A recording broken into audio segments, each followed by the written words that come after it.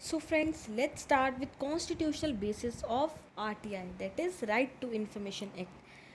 So constitutional basis of RTI में जो हम पढ़ने वाले हैं वो है कुछ कॉन्स्टिट्यूशनल प्रोविजंस, कुछ ऐसी कॉन्स्टिट्यूशनल प्रोविजंस जो सपोर्ट करती हैं राइट टू इन्फॉर्मेशन एक्ट को और इस राइट को बहुत ही ज़्यादा बेसिस और सपोर्ट प्रोवाइड करती हैं. तो friends, let's go through some of the constitutional provisions that gave rise to right to information act. तो चलिए प्रियम्बल से स्टार्ट करते हैं. सो प्रियम्बल हम सबको पता है कि preamble is a pre face of constitution. So guys, अगर हम प्रियम्बल की बात करें सो प्रियम्बल का एक मोस्ट इम्पॉर्टेंट पार्ट जो है that is a liberty, right. So liberty की अगर हम बात करें तो liberty of thoughts and expression तो इसमें इंक्लूड करते ही हैं. We have liberty to move here and there, we have liberty to just present our thoughts and express our views. So friends, अगर हमें ये जो लिबर्टी का ऑथोराइजेशन या लिबर्टी का जो राइट मिला हुआ है, ये राइट किसी भी काम का नहीं होगा अगर हमें प्रॉपर इन्फॉर्मेशन ही नहीं होगी. इट मीन्स कि to express our views we need to be well informed as well. So किसी भी टॉपिक पे अपनी राय या अपने व्यूज़ पेश करने से पहले हमें उस चीज़ के बारे में अच्छी तरह से पता और वेल इन्फॉर्म्ड होना चाहिए. So friends, as per preamble अगर हमें अपनी लिबर्टी का फुल यूटिलाइजेशन करना है तो हमें इन्फॉर्मेशन का होना बहुत ज़रूरी है, जिसके लिए राइट टू इन्फॉर्मेशन एक्ट हमें बहुत हेल्प करता है. Next is article 14. So friends, being a law student आप सभी जानते होंगे कि आर्टिकल 14 इज़ तो just heart of constitution. Article 14 तो बहुत ही इंपॉर्टेंट और क्रूशियल पार्ट है हमारे कॉन्स्टिट्यूशन का. सो कॉन्स्टिट्यूशन का आर्टिकल 14 हमें इक्वालिटी प्रोवाइड करता है कि वी शुड हैव इक्वालिटी. कोई भी हमारे साथ डिस्क्रिमिनेशन या अनईक्वल बिहेव नहीं कर सकता. So friends, right to information में भी जो हमारा इन्फॉर्मेशन असेस करने का राइट है वो भी इक्वालिटी के साथ होना चाहिए. ऐसा बिल्कुल नहीं होना चाहिए कि राइट टू इन्फॉर्मेशन सिर्फ कुछ पर्सन्स को है और कुछ पर्सन्स को नहीं है. So despite of the fact of any discrimination everybody should have right to seek information. Fine. Next है आर्टिकल नंबर 19. आर्टिकल नंबर 19 का क्लॉज 1 सब क्लॉज ए बात करता है freedom of speech and expression की, जैसे कि हमने अभी प्रियम्बल में बात करी. So freedom of speech and expressions की अगर हम बात करें तो अगेन हमें अपने एक्सप्रेशंस और अपने व्यू पॉइंट सामने रखना है. सो उसी व्यू पॉइंट को सामने रखने से पहले हमारे पास उस चीज़ की जानकारी होना ज़रूरी है. Next is article 21. Article 21 gives us the right to life, और हमने इस आर्टिकल को बहुत सारी जजमेंट्स में इंटरप्रेट होते देखा है. This is one of the article which is interpreted bye judiciary several times. Judiciary ने इस आर्टिकल को बहुत बारी इंटरप्रेट किया गया है. Hence it is also known as most interpreted provision of constitution. So friends, जैसे कि हमने देखा ये बहुत बारी इंटरप्रेट हुई है. सो इसके इंटरप्रिटेशन में हर बारी जुडिशियल अथॉरिटीज़ ने इसे बहुत वाइडर और ब्रॉड व्यू ही दिया है. इसी तरह एपेक्स कोर्ट जो कि हमारी सुप्रीम कोर्ट है उसने इसको बहुत ही क्रूशियल वे में कंसिडर करते हुए राइट टू इन्फॉर्मेशन भी इसमें ऐड करी है.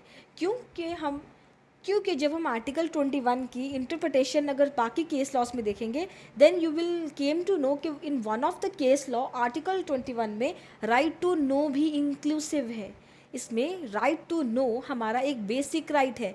It means that right to know comes under the ambit of Article 21, and Article 21 is very important article and our fundamental right. So अगर right to know एक fundamental right का part है तो इसका मतलब right to information का होना बहुत ज़रूरी है to enhance and to properly implement the fundamental right. सो इसीलिए आर्टिकल 21 में राइट टू नो इंक्लूसिव होने के कारण राइट टू इन्फॉर्मेशन को और भी ज़्यादा सपोर्ट और मान्यता मिलती है. Next is article 32.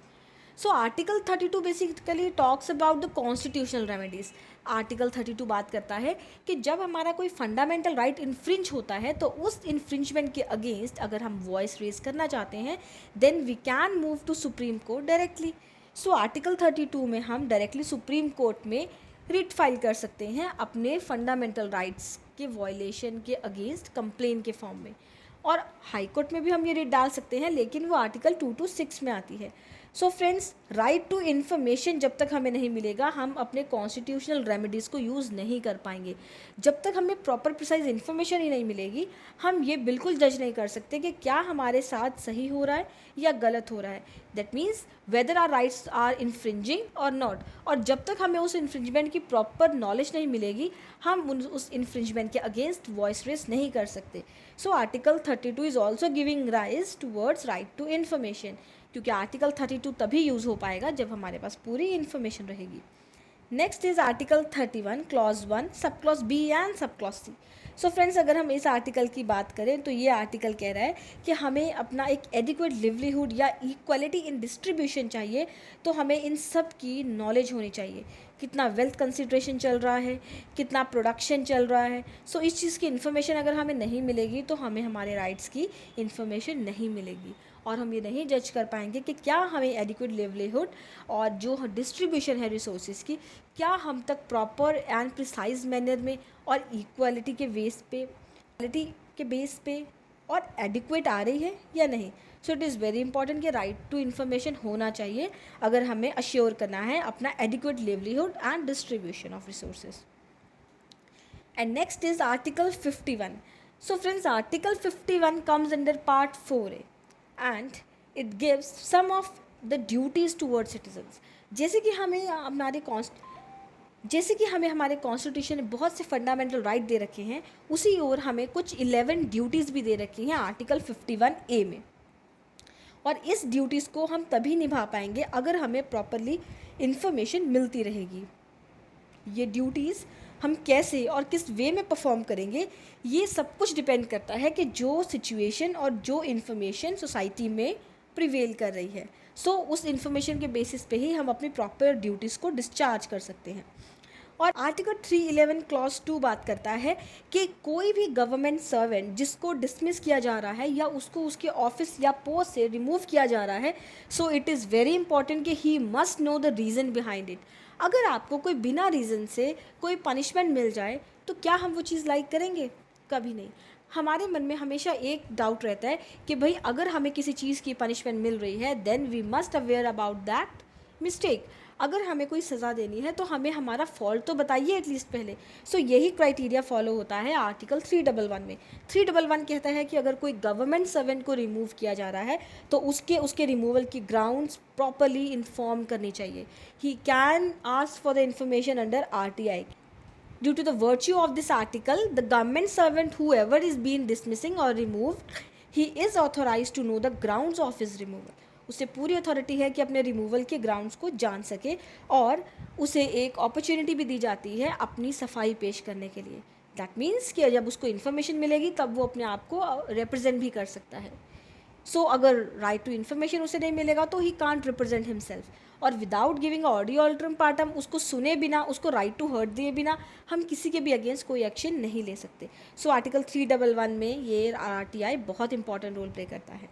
और बात करें आर्टिकल 22 क्लॉज 1 की, तो आर्टिकल 22 क्लॉज 1 बात करता है डिटेन्स की, कि जो भी अक्यूज्ड है उसके कुछ राइट्स की, कि अगर कोई पर्सन जो कि डिटेन्ड है उसको अरेस्ट किया जा रहा है या उसको डिटेन रखा जा रहा है, तो ये बहुत इंपॉर्टेंट है कि उसे उसके डिटेंशन और अरेस्ट की ग्राउंड्स मालूम होनी चाहिए।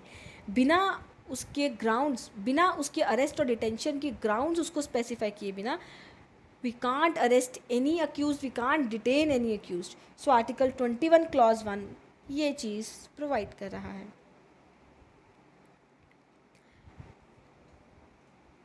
So friends, this was all about the constitutional basis of RTI। I hope आपको ये लेक्चर अच्छे से समझ आया होगा और कॉन्स्टिट्यूशन की ये प्रोविजंस आपको अच्छे से क्लियर हो गई होंगी, जो हमें RTI की इम्पॉर्टेंस भी समझाती हैं, जो हमें RTI का स्ट्रॉन्ग बेस भी समझाता है। So with this I would like to end the lecture, and in case you have any query please do let me know in below comment box. Thank you.